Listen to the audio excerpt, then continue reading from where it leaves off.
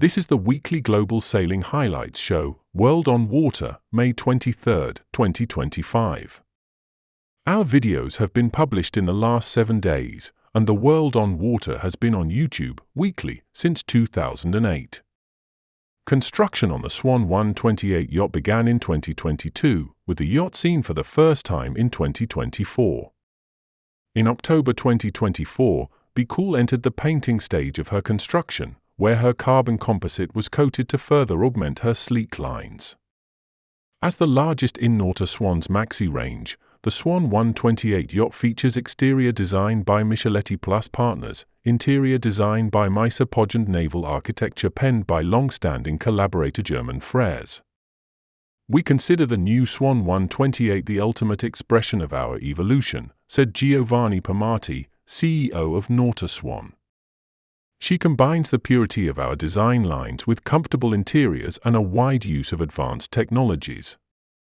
We are truly proud and see this yacht as a benchmark in the world of Maxi sailing. The Swan 128 takes inspiration from her smaller sister ship the Swan 108, with optimized qualities. The Royal Ocean Racing Club de Guingand Bowl race marked the 5th race of the 2025 RORC Seasons Points Championship, the world's largest offshore racing series. It also served as round 1 of the IRC Two-Handed National Championship and the second event in the newly launched RORC Cows Offshore Racing Series. With the hottest May in over 30 years, 71 teams took part in the race in sparkling conditions. Tomorrow we're starting off on the Guingand Bowl race. We're going to give it 100%. The forecast is looking very light. There's so much competition, anyone can win it. Shooting star in the sky, come to hope in your eyes. When they all meet together, finding you was a missing part. Great start out the Solent. We were having a really good race. We're set up very much as a two-handed boat. You get to do all the roles, you get to know every element of the boat. Generally got one person that's probably more involved in the bow work, and that's me. And I quite like that aspect of it. I like to get off the boat absolutely destroyed, knowing that I've really given it my all. My name is Jerry Trontoso, and my boat is Long Courrier Arkea 43. I sail here for nearly 50 years. But it's a pleasure to come here. It's very important to sail again in the Solent, to see the tide, to see the weather, to really learn. Losing the depth sounder really early in the race, so literally going out of the Solent, which was fine until we got to Selby Bill, where we had to just nip in round the corner. So yes, it was very nerve-wracking. Obviously, new boat, draws a lot, 3-metre draft. So we had to have a lot of confidence in the charts. We had a cracking start just behind the line as the gun went. We had clear wind, we sailed very nicely for about 1.5 miles to 2 miles. It's been a bit light for us, if we're honest, but we've been doing our best to keep the old red bus moving, and we've now found a nice bit of wind, so with sunny shorts and t-shirt sailing, could be better. At the moment we've got the spinnaker up, an A2, which we've had for about the past hour and a half, but absolute champagne sailing conditions out here approaching the coast of Worthing. It's cracking stuff, really tight racing with the fleet, and I think there's a lot left in this race. Now there's a couple of lower handicap boats around us doing exceptionally well. Orbit with the 18-year-old Seb sailing. There's also a couple of other core, but we're quite happy with how we're going now. From the Griffin project for me, it's my first steps into offshore sailing, and certainly as a navigator. We've jumped into a 3600 for the first time this year, and we're against some really experienced, really good offshore sailors in the boats. And I think that what's really nice for us is to be able to line up against them and figure out, okay, what modes are working, what isn't. There's a lot of figuring it out together, like we're all on our initial steps in this, and it's nice to be in an environment where everyone's supportive and looking to get to learn off each other as much as we can. Now we are going toward West Princessa. Ideal conditions really. It's looking like Saint-Tropez in Brittany. And the next tricky point is going through the Lou, which I must pronounce the right way, I suppose. 80% of my crew did the Figaro. I did the Figaro. You need to be a good helmsman, a good navigator, a good trimmer. You need to change the sails, etc. It's a very hard race. You don't sleep. You learn to fight. So every crew has a good experience. And they know very well me, and I know them, so we can ask more when we are very close. The first race we've done, it's been a long time coming. We bought the boat from Japan almost a year to the day. So getting her here, doing a refit, getting her ready for offshore races. She'd never done an offshore race before, so we had to prepare her and get her ready. It was fantastic to cross the line. It was a feeling of great satisfaction, especially in the first race.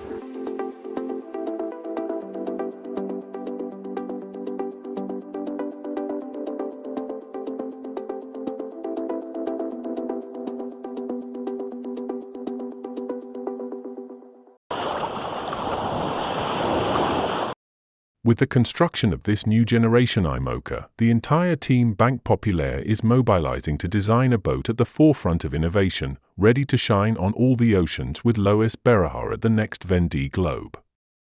Together with Team Malaysia and TR Racing to pool their know-how and pool certain construction parts and tools, the engineers of Team Banque Populaire are working to make Banque Populaire a powerful and innovative boat, which will be distinguished in particular by its internal ergonomics and bridge plan.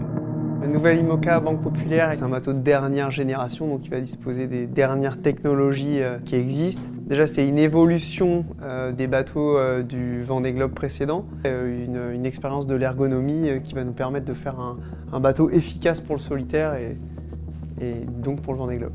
Ça nous semble plus important, ça calme pas mal le bateau.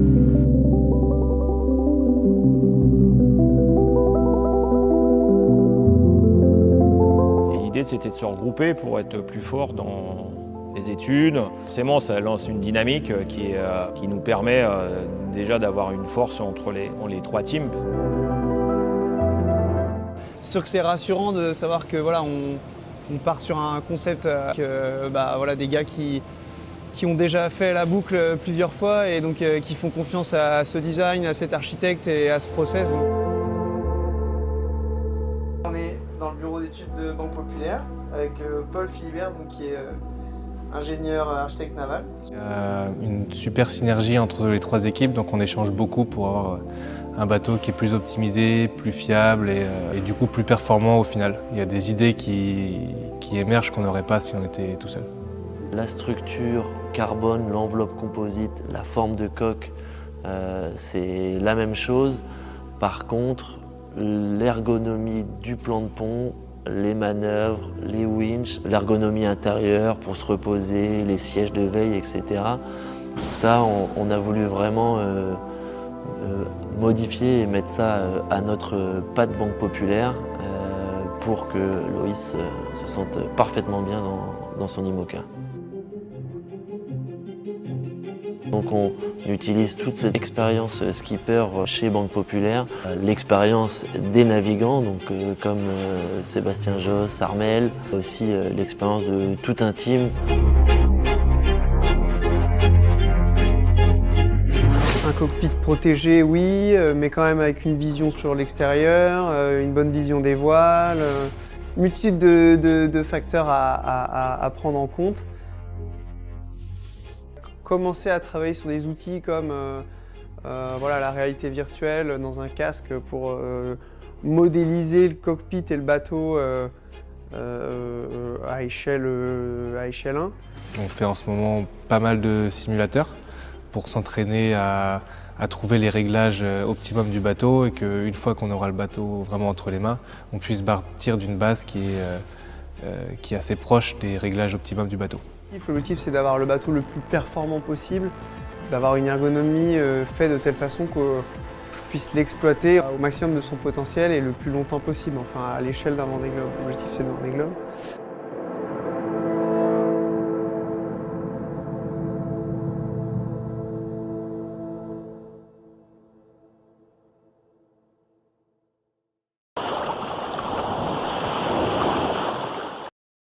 The the 2025 edition of Hong Kong's premier international regatta for dinghies and invited classes, Sun Hung Kai and Company. Hong Kong Race Week. Raced on Hong Kong's renowned world-class racetracks, invited classes included 29 2 for Mr. Ilka 4, 6 and 7, Optimist, RS Terror, RS Fever, along with development classes of Optimist and Fusion Green fleets.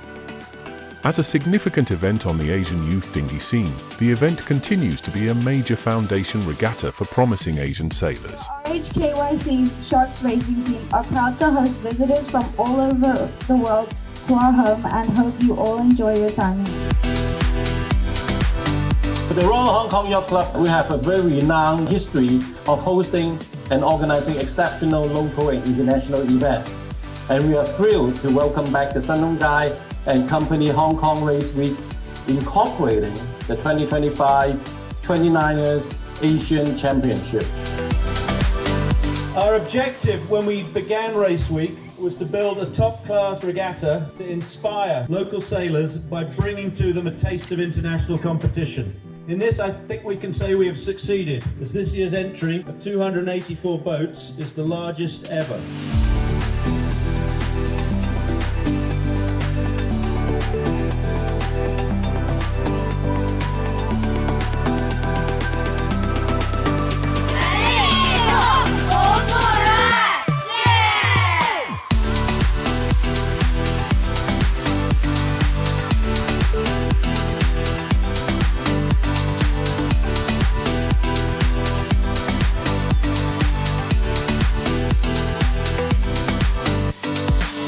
This is my first time as a senior sailor, so when I was younger it was definitely a regatta that I wanted to do well in. It was really nice to race against the rest of the youth fleet and to see them, so it was a really fun competition for me. This is the biggest year for Race Week. We've had some really exciting racing. It's been cold, it's been really windy, it's been hot, there's been no wind, but it's been a really, really fun event.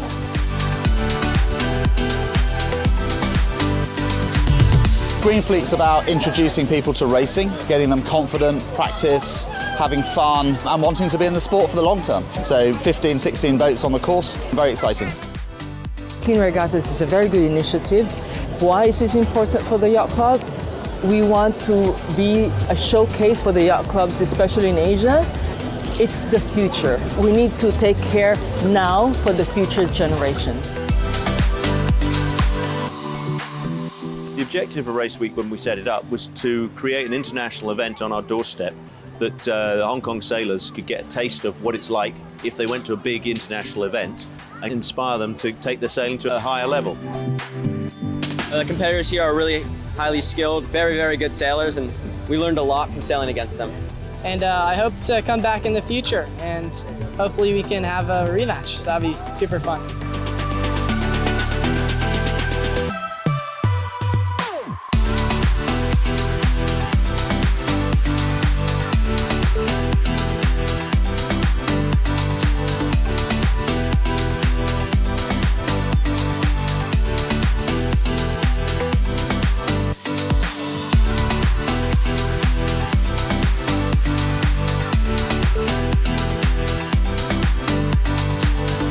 Feels pretty nice. It's my first Asians to win, but it's her third one.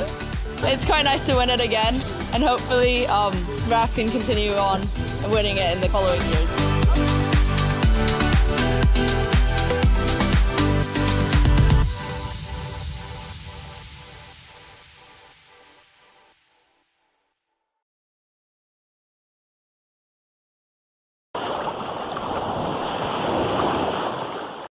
Two months from the launch, things accelerate behind the scenes of Team Actual.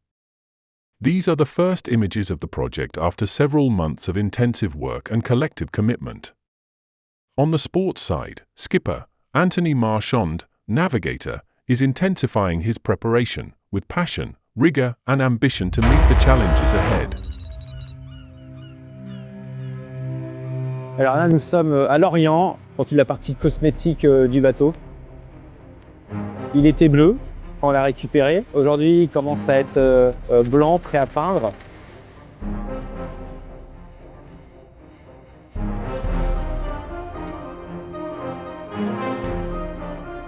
Donc c'est une phase qui est cosmétique, mais ce qui nous permet aussi d'apprendre tout doucement comment a été construit ce bateau, s'approprier un peu la machine.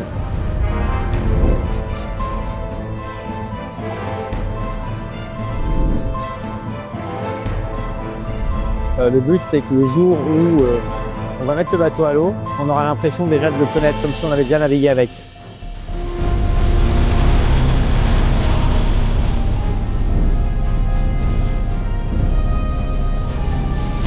J'ai besoin de passer pas mal de temps avec l'équipe, pas forcément que tirer sur les écoutes, les ficelles et le faire avancer vite. C'est s'il y a un problème à bord, et essayer tout de suite de cibler d'où vient le problème, donc il faut connaître le bateau pour ça. On va être performant avec cette machine-là et on veut montrer qu'on est compétitif. On navigue un petit peu, donc on a la chance d'avoir l'ancien bateau au ponton à la Trinité-sur-Mer, que ce soit avec des navigants professionnels ou avec l'équipe technique.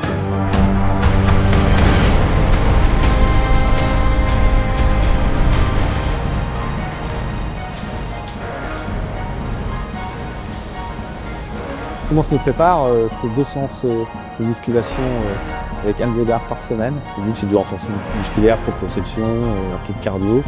Et j'accompagne souvent avec du sport un peu plus plaisir, VTT, vélo de route.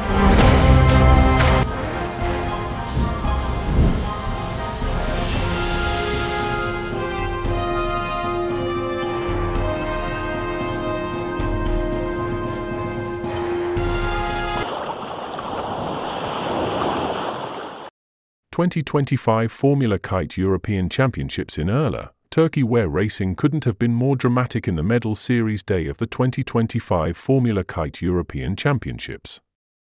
With too many passes to count, a steady 8 knots and smooth, turquoise water provided a perfect playing field in Urla. 2 titles, 2 champions. The march through the quarter-finals and semi-finals was do or die for the 16 finalists on Monday. The top 2 moved on. Other 2 went home.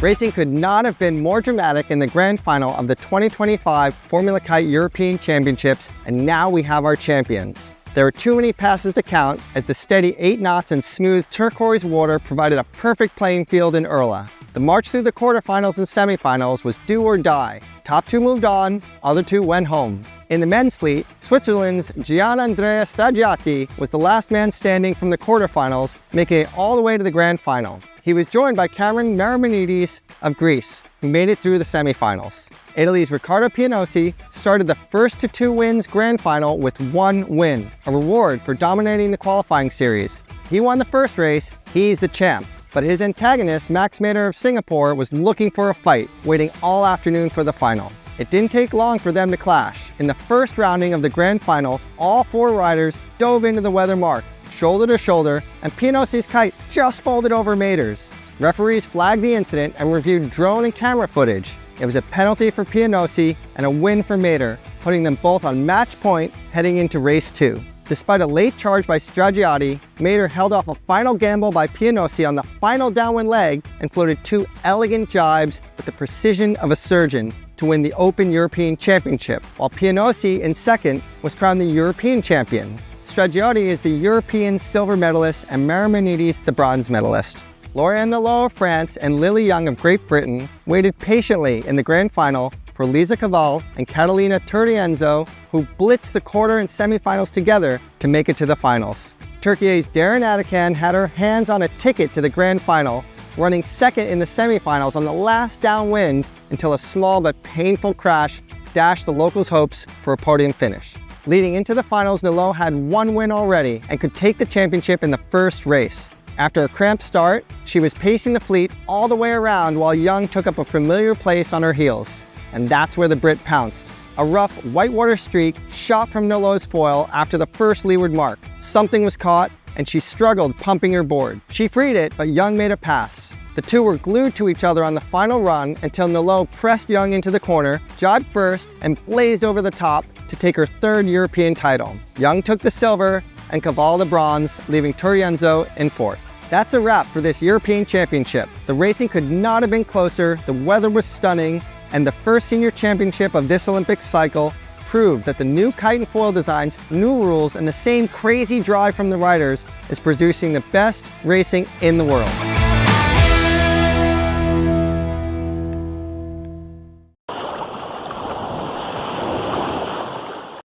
After weeks of collective effort at the project, it is time to start putting it into practice.